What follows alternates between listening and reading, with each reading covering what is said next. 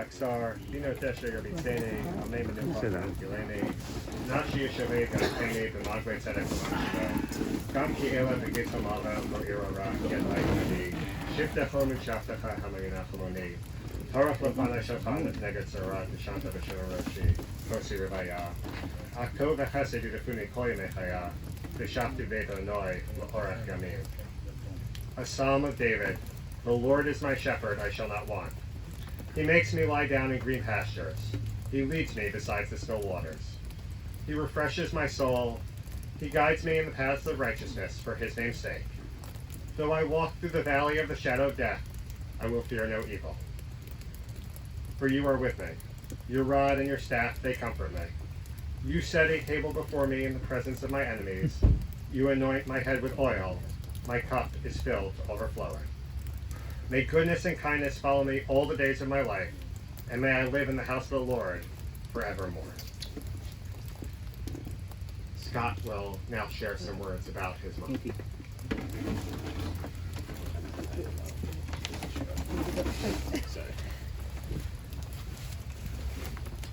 Wait, does she want to come? Elayne, do you want to? Oh. Be careful because this seat's not good for her. Yeah, this is very. Yeah.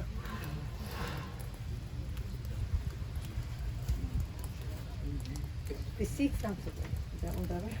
Is this one better? Is this one more sturdy? They all sink in. They're shaky.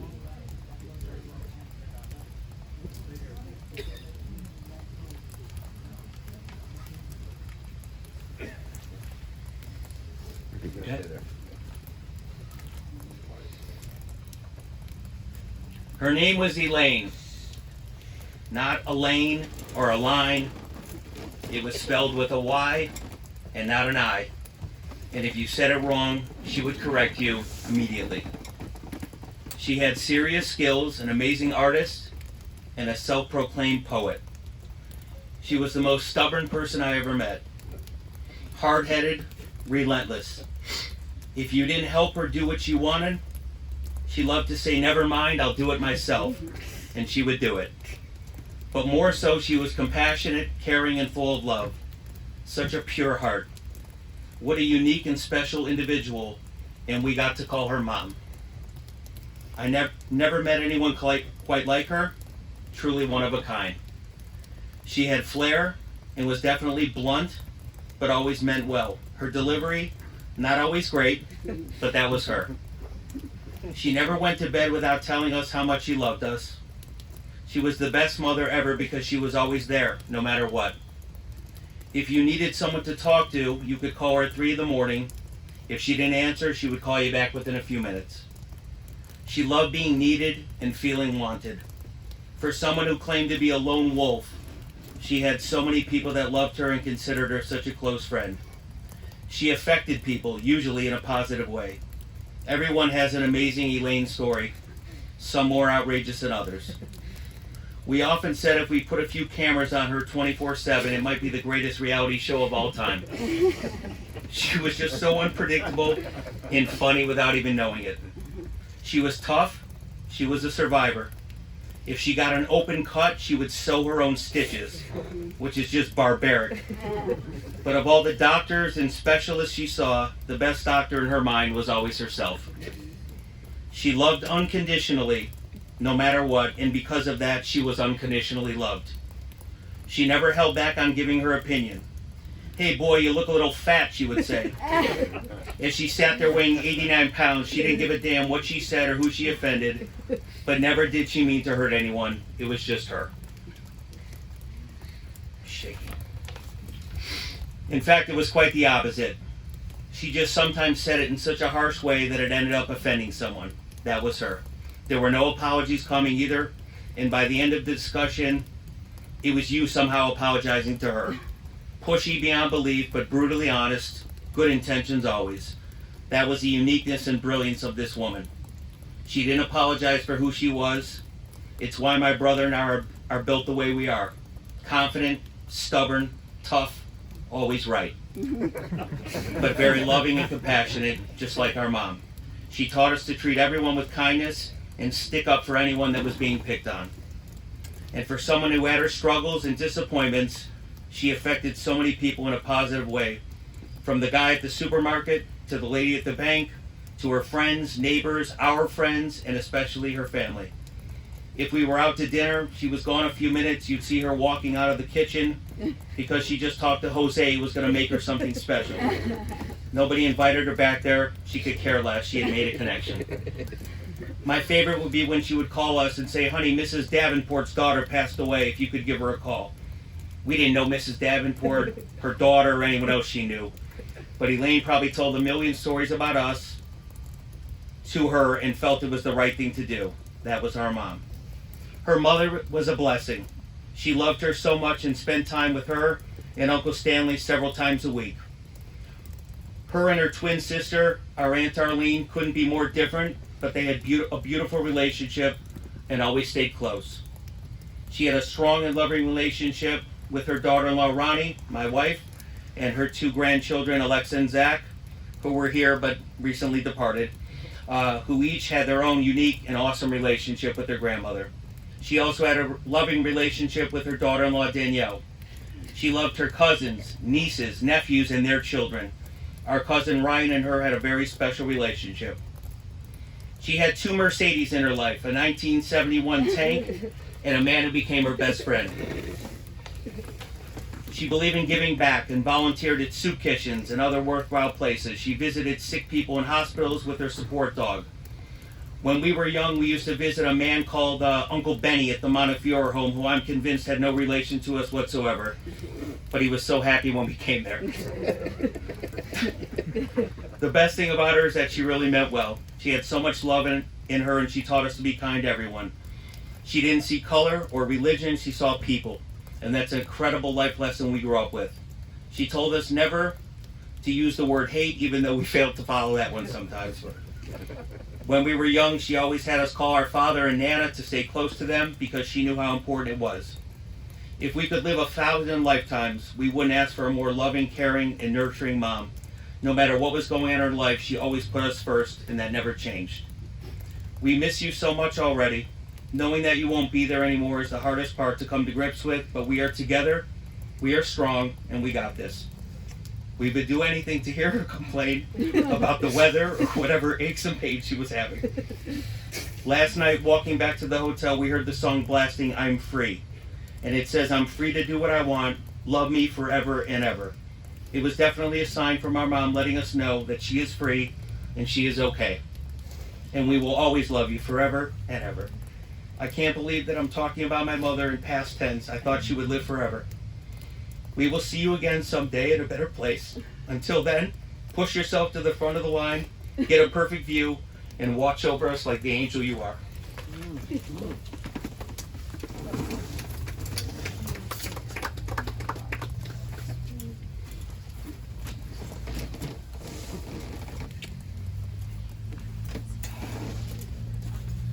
Beautiful, brother, beautiful. Last week, we began to read Sacred Bereshit, the book of Genesis. At first glance, it's easy to assume that Bereshit is about families coming apart. Yitzhak and Yishmael go their separate ways. Yaakov and Esau compete for the firstborn's birthright. And Yosef's brothers sell him into slavery. But that is only part of the story.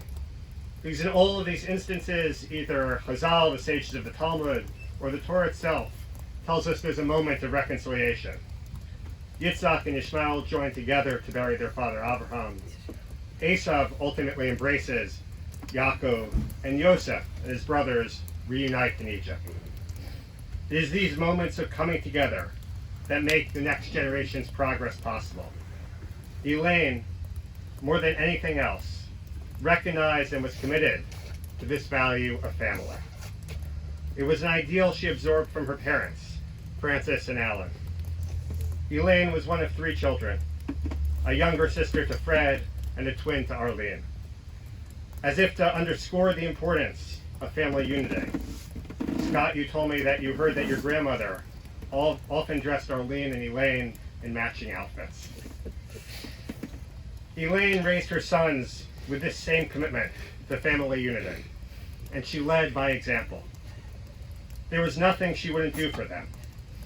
Scott, you told me that when you were growing up, she was a leader in the Cub Scouts and a fierce advocate for her boys.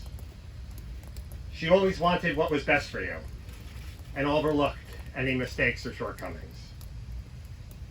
Her kindness and sense of giving extended far beyond the limits of her family as well. When she would visit her sons in New York, she liked to bring small gifts, not for her sons. I'm sure she brought gifts for you also, but small gifts that she could give to those who helped her in the stores she visited. It didn't matter to her that they were doing their jobs. She wanted to give them something as an expression of her gratitude. Throughout Elayne's life, her greatest wish, one that she often expressed to her sons, was that they would always stick together and take care of one another. Seeing that occur throughout her life was always a source of joy for Elayne. May her commitment to family and kindness be an inspiration for us all. May her memory be a blessing.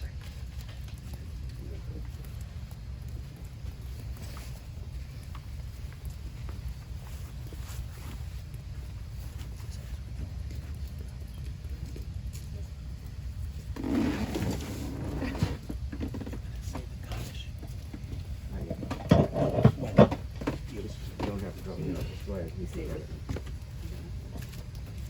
Put it right there.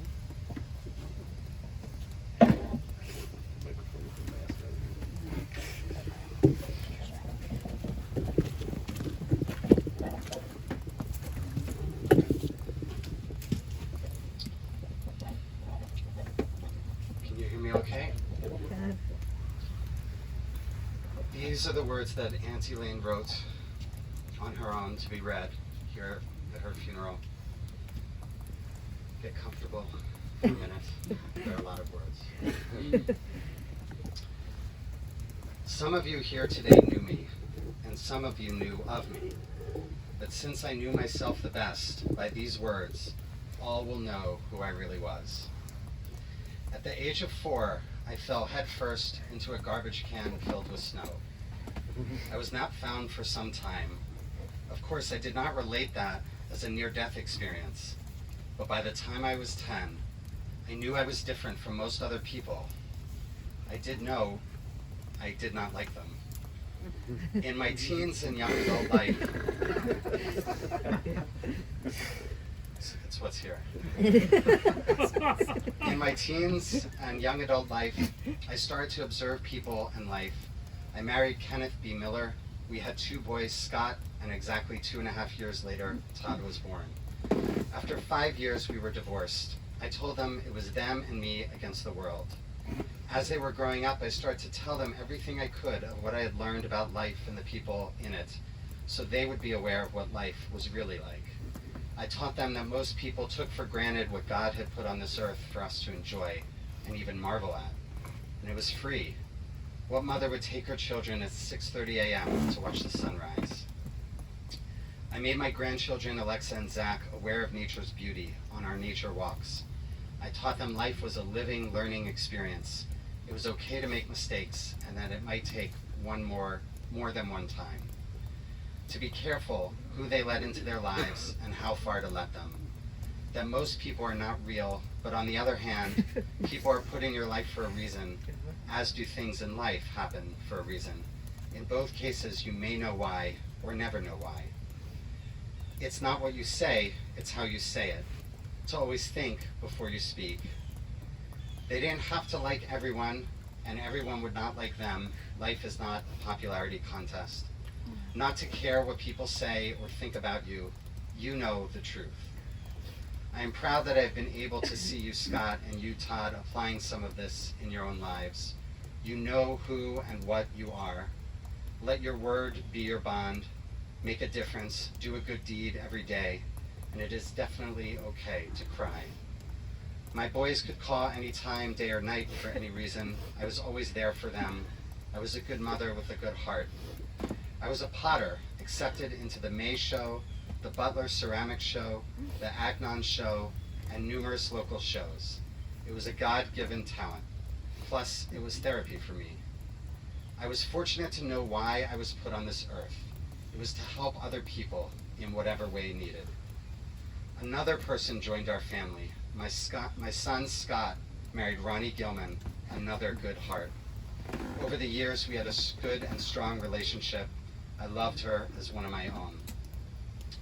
The greatest role model in my life was my Babi Masha, my mother's mother. She was the kindest, most loving, caring, and giving person I have ever known. Another good heart. Such a great inspiration to me that I wanted to be just like her, and in many, many ways I was. My mother and I did not always see eye to eye, but out of respect I always listened to what she had to say and did what I thought was best for me. She loved me dearly and only wanted good, healthy, and happiness for me.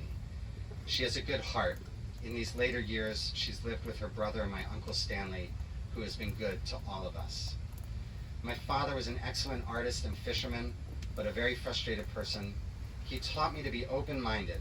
That was the way to learn new things, like there is always more than one way to do something, and to wait a while, just wait a while. Through him, I found the greatest gift ever, the gift of creativity. My twin sister, Arlene, also a gifted artist, is a pillar in the Jewish community, doing much good for so many. She always left food on my door when I did not feel well. I loved her more than she would ever know. Another good heart. I was close with her boys, Chaim and Daron. They are also twins. The four of us at times told stories that only twins could relate to. Two good hearts. My brother Freddie loved me very much and also was concerned for my health as I was for his. Founder of the Flower Bike Trail and other community projects, another good heart. My nephew Ryan Sensor was very close to me. We had good times and good discussions. He admired my artwork, accomplishments, and strength. I just admired him, another good heart. My children, Scott, Todd, and Ronnie, at bad times for me in my life, always assured me everything would be all right and I would make it. I hope they will have as much joy and happiness from their children as I did from mine. I could see that Scott and Ronnie, probably some influence here and there from Todd, are raising my grandchildren Alexa and Zach, guiding them down the right path. I saw some of my teaching had been passed down. Two good hearts. They were the brightest burning candles in my life. My son Scott, you have much knowledge and are always open-minded to learn. We had some great debates and at times would agree to disagree. You are a proud, strong man, one of few words. I know you loved me so much. I could tell by those great bear hugs. Another good heart. I loved you so much. My son Todd knows the streets of New York. In his neighborhood, he is the man. We had great times walking those streets, especially the one that led to Chinatown and Rocco's Bakery. We also had good debates and good discussions, but almost always disagreed to disagree. Our relationship could not be described by words. It was just there. He would do and did everything to make me happy. When I visited, the love I felt he had for me was off the charts. Another good heart. I loved and like both of my boys, each for who they are and what they are. I was proud for you and proud of you. I could see I did a good job. They are respectful, kind, care for others, and do good deed. Again, good hearts. That was very important to me. I did not always walk a straight line. At a low point in my life, I got mixed up with some wrong people, and I took myself down the path of substances for a while. But with a lot of love and support from my family, plus rehab, and a lot of asking God for help, I made it back. Went back to my pottery for therapy for a while, and went on to do what I was here for, to help other people. I was fortunate to have made in my life many friends and a lot of acquaintances. Too many to name, kept a very few close friends. One especially, when I was sick, made sure I ate, exercised. You know who you are. I want to thank my birthday buddy Stuart Berkowitz for pre-arranging this service for me. Lunches with my cousin Leona were missed. I am grateful for my faithful companion, Maxie. I have definitely left a mark or two on this earth. Nothing else be said, so I say shalom. May Hashem bless you and keep you well, and may this world be kind to you.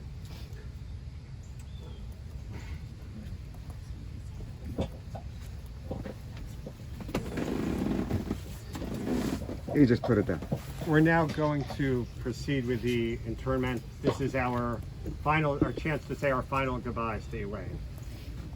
It's something that we term a chesed shel emet because it's an act, of course, that the person you're taking care of and burying can't repay to you. So we'll begin with an opportunity for the Scott and Todd to put the first few shovelfuls in, and then everyone is invited to take part in this message.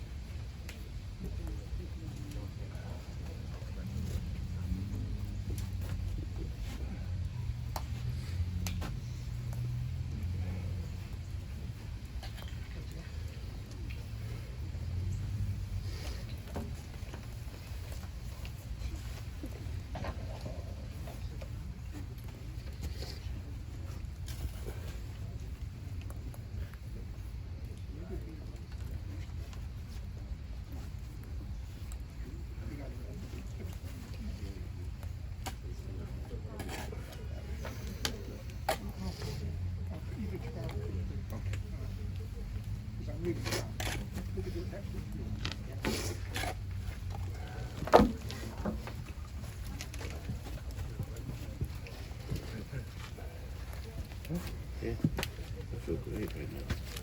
Everyone else is invited to participate also. I feel very. Huh? Okay. It's really nice.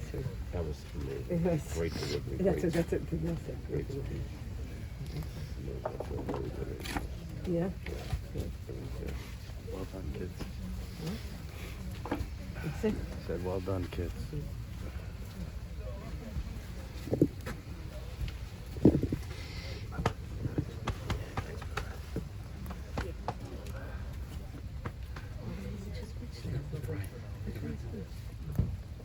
Are they both here?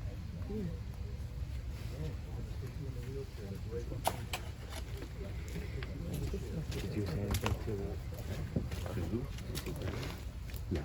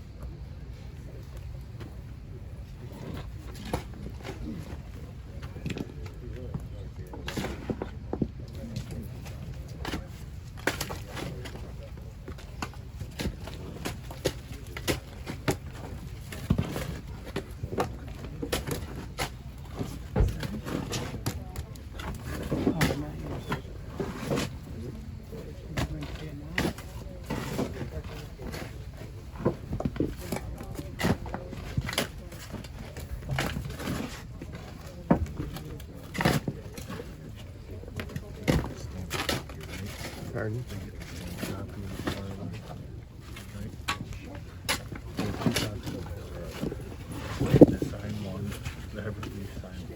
No.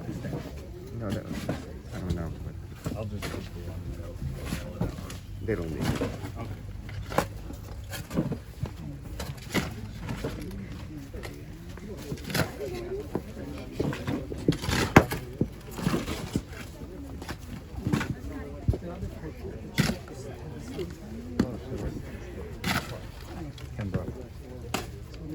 I saw you standing over there. Not every day.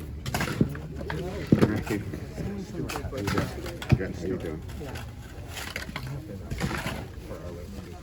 Yeah. Does she have what she wants around? She's talking, she had to cut it. I need another knife.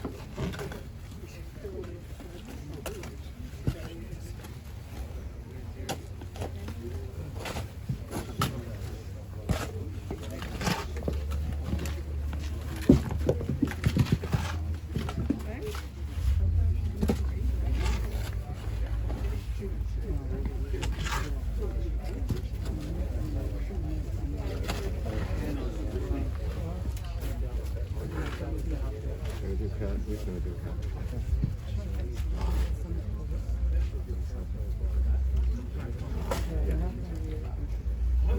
one version? I mean, one credit. So the Rabbi, the sons are not gonna do. The sons are not gonna do. The sons, or if we give them the duration, I'll call them over. Okay. We have 3 cards. Yeah.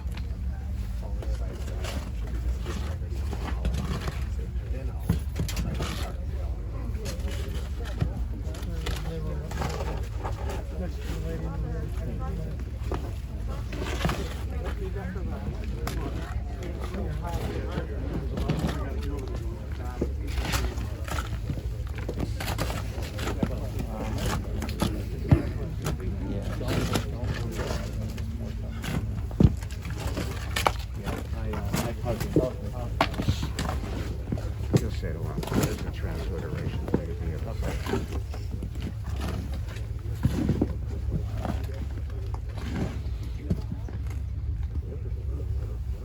I've been this person for people before.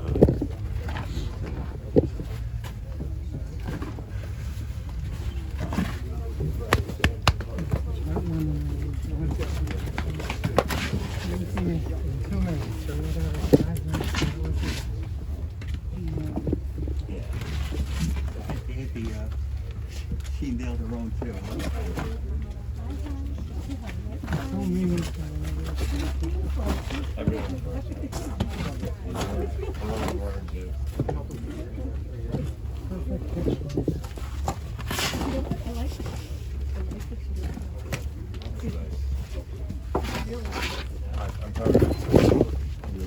Careful. It's okay. It's okay.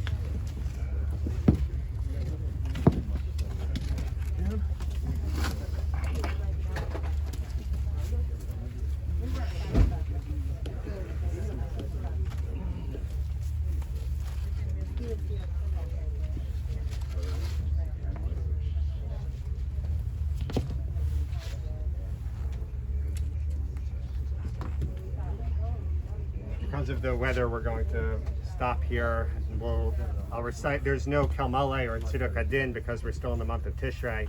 I'll recite a parak of Tehillim, which will be followed by the Mourner's Kaddish.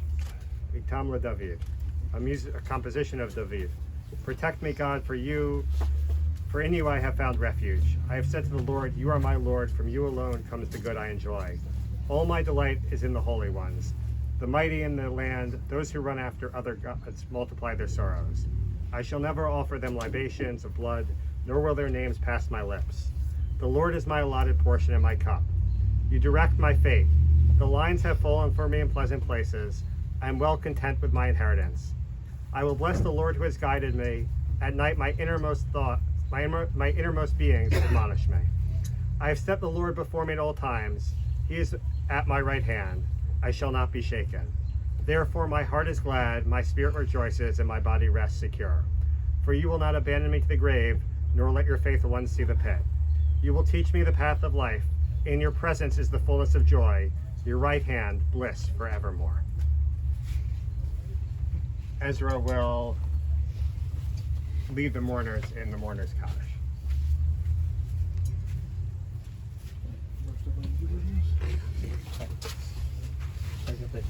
The Hebrew English. Huh? No.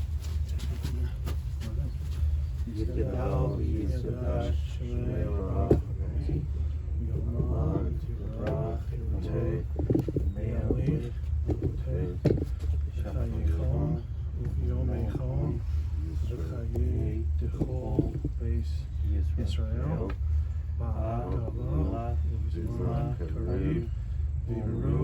Amen. Yehei Shemei Rabba Mevorach. Yehei Shemei Rabba Mevorach. Le'olam Omanei Omaya. Yitbarach Yishavach Yitbarach V'yitbarach Yitnaseh V'yithader V'yithalech V'yithalal Shemei Dekudisha B'richuhu Le'ela min kol birchata v'shirata tushbechata v'nechemata da'amiran v'alma v'imru Amen. Yehei Shlomo Rabba min Shemaya v'chayim Aleinu v'yachol Yisrael v'imru Amen. Few steps back, gentlemen. Oseh Shalom B'Imromav Hu Yaseh Shalom Aleinu V'Al Kol Yisrael V'Imru Amen. If I could ask everyone now to stand in two parallel lines, the mourners will walk through and will offer the traditional words of comfort.